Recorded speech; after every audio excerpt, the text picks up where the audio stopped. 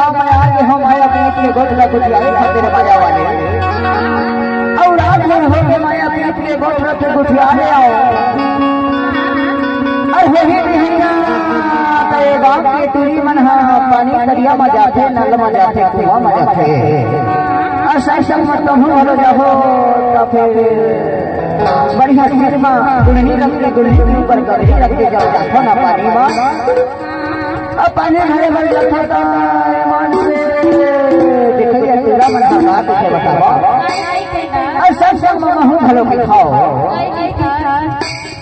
हर बानी उमरिया चलती जमनिया चलते गगरिया बिजगे चुनरिया बोले पारा हर बानी उमरिया चलती जमनिया चलते गगरिया बिजगे चुनरिया बोले पारा देवी बोले पारा माई मैं पारा देवी बाबा बोले पारा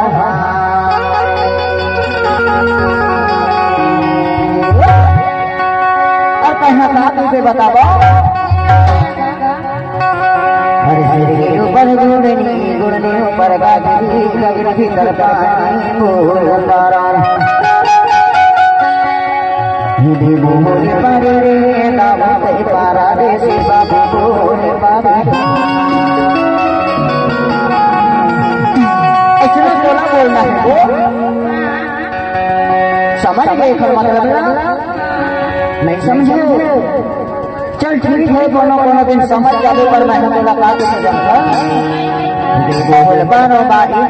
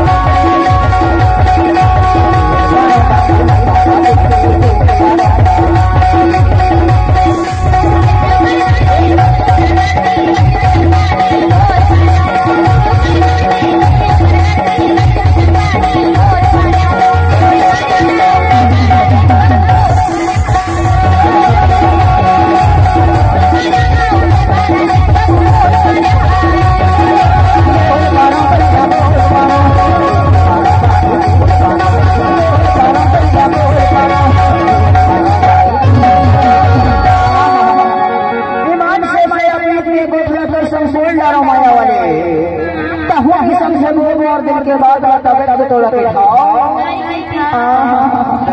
जो मैंने तोड़ा भेजे हाँ जो मैंने तोड़ा देखे हमारे ही बसरे हमारा तबे तो हमें के बेरा में अपना बात हम खाओ देंगे माया माया माया